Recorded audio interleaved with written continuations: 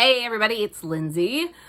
This week we are going to be talking about unconscious bias, implicit bias, power and privilege. Those are really important concepts as we start out on this semester of thinking through these sort of things. Hopefully you've already taken your implicit bias tests from Harvard. I'm sure those were uncomfortable, those were weird, you might have thoughts about them. You're gonna get to talk about those in this week's activity, but it is something to have done before going into this next bit in pieces. So first, the slides that I have up are some limited results of the deep histories that I asked you to complete last week for your class activity. A lot of the stuff is private information, but I took some of the stuff that is easy to aggregate and to report out to you so that you could just see sort of what does the class composition look like. We have a pretty diverse class with people kind of all over the spectrum in terms of race and sexual orientation. We have a woman-dominated class, which is not surprising in the health sciences. We mostly have women in our department, and so less representation of men in that sort of way. Most of you typically college age sort of students. And then all the questions around sort of foster care and prison and homes and school lunches, all of those are proxy questions to look at sort of the socioeconomic status of this class. For the most part, we got people all over the board for socioeconomic status. We have people who were more well off, and then we also have people who were less well off. And so those questions are proxies for looking at those sort of things. Okay, so this week, mostly what we're going to be looking at is privilege. Privilege and then how that translates to implicit bias, okay? First of all, let's deconstruct privilege. Most people are like, oh God, I hate privilege. I don't want to hear about that. I don't want to talk about that. I hear you. Privilege has become a very weaponized sort of word, much like ignorance, and that we use it a lot. You know, when people are like, check your privilege, or that's just because you're privileged, we often use it as a weapon rather than just a statement of fact, right? Privilege is something that you have that you didn't ask for. You didn't earn it. You didn't beg for it. You didn't have any sort of thing. It just is, right? And so like ignorance, it's not something that we need to be ashamed of. We can't know what we don't know. We can't not be privileged just because we don't like it or because we feel bad about it. And so privilege is just something that everybody is born with, right? And when we talk about privilege, we talk about privilege in a lot of different ways, right?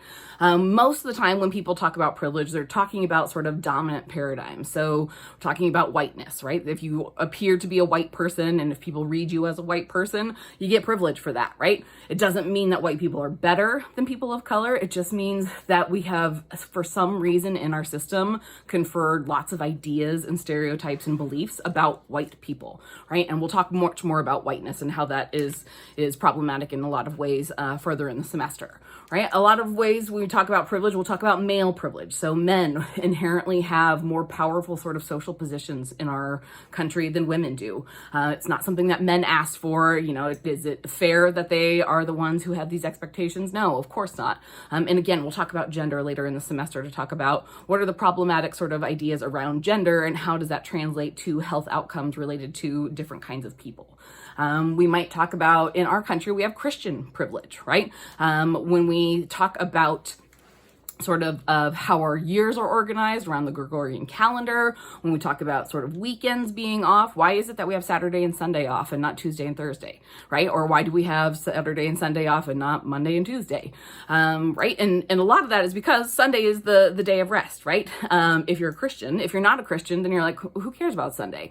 It just happens to be, right? And it's not something that's good or bad or other sort of things. It just is. And so a lot of what we'll be talking about in this class are the differences between people and how that translates to a lot of different sort of things. Being aware of privilege is not something that you need to feel guilty for, right? A lot of the readings for this week are, hey, you didn't do anything to ask for these sort of things. I didn't get asked to be born into a family or to be born into certain sort of things. It just is. One of the things that is really hard for people when dealing with people with privilege is when people deny that privilege exists. Nobody's asking you to feel bad for them. Nobody's Nobody's asking you to pay more, do all these other sort of things because of something that you had no control over. But acknowledging privilege is a very basic and minimum sort of thing. When people say, hey, this is happening because I have less privilege than you, and then you argue back of like, no, that's not happening. You're making that up. It feels even worse than what it felt like in the first place. And so that's what privilege is about. It's not to say you're a bad person. You didn't ask to be this person. You didn't ask to have any of these sort of characteristics. They just are. But we do ask that people acknowledge them because that is important. Now, why is this important? Well, we know that both privilege can help us navigate different sort of situations, and that privileges sometimes blind us to things that other people are dealing with. This is where the implicit bias comes from, right? So implicit bias doesn't mean you're a bad person. It doesn't mean that you hold prejudices and stereotypes. You might, but that's not inherently something that happens just because you have privilege. What it says is, yeah, that's not part of your experience. It's not part of your world. And so you don't have to think about these sort of things. And so there are a couple of videos and articles I want you to look at for this week that talk about different ways that privilege or lack thereof and implicit bias have an impact on people's health. Obviously, racial issues are a big one. Specifically looking at, for this week, I looked at race and pain management.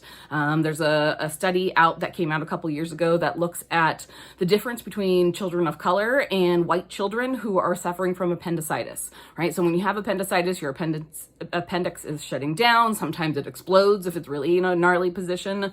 It's a very painful sort of thing. And they looked at kids and whether or not they were prescribed pain management. Okay. To not much surprise, but to much horror, white kids get more pain management. Why is that, right? Is it because we think that black kids and kids of color are just inherently stronger? No, not necessarily on the surface, but we do have different ideas about these sort of things. We are much more likely to believe kids who are white when they describe their pain. We're going to see this again repeated in terms of women versus men and other sort of things. We also have ideas about sort of predictive behavior. If we give kids pain medication now, will they turn into drug addicts later? Well, that's an implicit bias that we've gotten this message from society that people of color are somehow inherently more likely to become substance users, which we know is not true, but that bias creeps in based on media, based on society, based on beliefs, based on all these other sort of things that come from this uniquely held sort of idea of what people are like. So part of recognizing privilege and part of breaking down this implicit bias is to say, hey, let's look at these things that we've been taught and that have been ingrained in our heads so that we can deprogram those. That's how we get better at these sort of things, is by saying, yeah, I acknowledge this stuff exists and it's not right and it's not okay and it's not based in truth. And so how do we do that? Well, we got to acknowledge it and then we have to work against that. And that's what we're going to be talking about in this class. And so what we have to do is look at all the ways that systems perpetuate bias, tell us that these are sort of things that people of these types do. And then we have to say, whoa, that's not true. Okay. And now how do we make sure that we're not doing that and we're treating individuals rather than sort of monolithic ideas of what people are? Okay, and so that is what you're going to do for this week. This week, I just want to have as the takeaway messages that privilege is not your fault. It's unasked for, it's unearned, it just is. Guilt isn't helpful. Guilt doesn't change anything. No one asks you to feel guilty. No one asks you to have remorse for things that you didn't cause. But we also have to acknowledge that we can't change things if we don't acknowledge that they exist, right? We have to acknowledge privilege as a thing so that we can identify systemic bias, so we can say, hey, here's a problem, and what are we going to do about it? Because if we just get all sad and we're like, oh, we're all terrible people, that's not actually going to change anything. So instead we have to say like, wow, I didn't know I had that bias, or wow, here's a thing that I wasn't aware of. Now, what are we going to do to fix it, right? Because this is very solutions oriented sort of stuff.